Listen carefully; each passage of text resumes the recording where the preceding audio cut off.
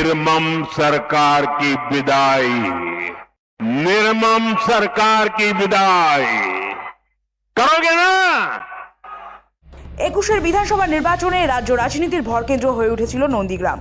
5 বছর আগের সেই স্মৃতি উস্কে দিয়েই এবার খোদ ভবানীপুরে পরিবর্তনের ডাক দিয়ে দিলেন প্রধানমন্ত্রী নরেন্দ্র মোদী। বৃহস্পতিবার হলদিয়া জনসভা থেকে নাম না করে তৃণমূল সুপ্রিমো মমতা বন্দ্যোপাধ্যায়কে নিশানা করে তিনি সাফ জানান, নন্দীগ্রাম যা করে দেখিয়েছিল এবার ভবানীপুরও সেই পথেই হাঁটবে। অর্থাৎ পরিবর্তনের চাকা এবার ভবানীপুরে, এমনটাই দাবি প্রধানমন্ত্রী।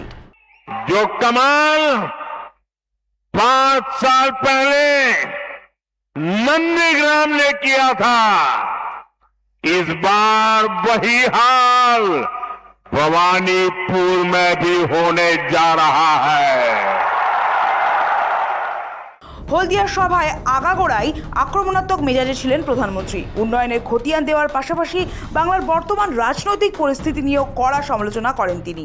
প্রধানমন্ত্রীর কথায় 5 বছর আগে নন্দীগ্রাম পরিবর্তনের পথ দেখিয়েছিল, এবার তার পুনরাবৃত্তি হবে ভবানীপুরে। তাৎপর্যপূর্ণ বিষয় হলো, ভবানীপুর যেহেতু খোদ মুখ্যমন্ত্রীর কেন্দ্র, তাই সেখানে পরিবর্তনের কথা বলে মোদী আসলে শাসক দলের মূলে আঘাত করতে চেয়েছেন। নন্দীগ্রামের লড়াই যেভাবে বাংলার রাজনীতিতে মাইলফলক হয়ে দাঁড়িয়েছিল, ভবানীপুরের ক্ষেত্রেও সেই একই ফল আশা করছে গেরুয়া শিবির। মোদী স্পষ্ট করে দেন, এই পরিবর্তন কেবল একটি বা দুটি কেন্দ্রে সীমাবদ্ধ থাকবে না, এবার গোটা পশ্চিমবঙ্গেই পরিবর্তন হবে। ये विकसित बंगाल बनाने के लिए निर्मम सरकार का जाना बहुत जरूरी है। जो कमाल 5 साल पहले नंदीग्राम ने किया था, इस बार वही हाल भवानीपुर में भी होने जा रहा है, पूरे बंगाल में होने जा रहा है। 2020 সালের শেষ দিকে তৃণমূল ছেড়ে বিজেপিতে যোগ দেন শুভেন্দু অধিকারী। 2021-এ নন্দীগ্রাম থেকে তাকে প্রার্থী করে পদ্ম শিবির। তার বিরুদ্ধে তৃণমূলের প্রার্থী হয়েছিলেন রাজ্যের মুখ্যমন্ত্রী মমতা বন্দ্যোপাধ্যায়। কয়েক হাজার ভোটে সেখানে তৃণমূল প্রার্থীকে পরাজিত করেন শুভেন্দু অধিকারী। তবে এ নিয়ে বিতর্ক হয়েছে অনেক। গণনা কেন্দ্রে লোডশেডিং করে কারচুপির অভিযোগ তুলেছিল তৃণমূল। এরপর কলকাতা হাইকোর্টেও মামলা করেছিলেন মুখ্যমন্ত্রী। সেই রেশ কাটতে না কাটতেই এবার 26-এর বিধানসভা নির্বাচন। এবার মমতা বন্দ্যোপাধ্যায়কে পরাজিত করতে নন্দীগ্রামের পাশাপাশি ভবানীপুরেও প্রার্থী হয়েছেন শুভেন্দু অধিকারী। গত বিধানসভা ভোটে নন্দীগ্রামে শুভেন্দুর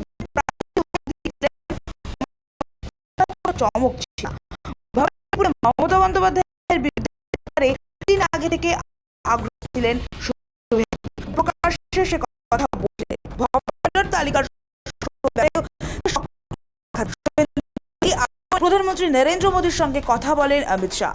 মোদীর থেকে সবুজ সংকেত নেন, তারপর শুভেন্দুকে আলাদা করে তা জানিয়ে দেন অমিত শাহ। জানা গিয়েছে, অমিত শাহদের শুভেন্দু বুঝিয়েছেন তিনি ভবানীপুরের প্রার্থী হলে গোটা বাংলায় একটা স্পষ্ট বার্তা চলে যাবে, তা হলো তৃণমূলের বিরুদ্ধে লড়াইয়ের জন্য বিজেপি এবার সিরিয়াস। অনেকে যে সেটিংয়ের তত্ত্ব খাড়া করেছেন তা ভেস্তে যাবে। এবার হলদিয়া জনসভা থেকে মোদী বলেন, নন্দীগ্রাম যা করে দেখিয়েছিল এবার ভবানীপুরও সেই পথেই হাঁটবে। আর শুভেন্দু অধিকারী সে কথা রাখবেন বলে মোদীকে কথা দেন এই হলদিয়ার সভা থেকেই। মাননীয় মোদীজি, বিজেপির রাষ্ট্রীয় অধ্যক্ষ নীতিন নবীনজি আমাকে বলেছেন, নন্দীগ্রামে তো তোমাকে জিততেই হবে, আর ভবানীপুরে মুখ্যমন্ত্রীকে আবার হারাতে হবে। আমি আপনার আশীর্বাদ চাই। আপনি যে দায়িত্ব দিয়েছেন আমি ভবানীপুরেও করে দেখাবো। আপনি নিশ্চিন্ত থাকুন, আমার নেতা নরেন্দ্র মোদীজি।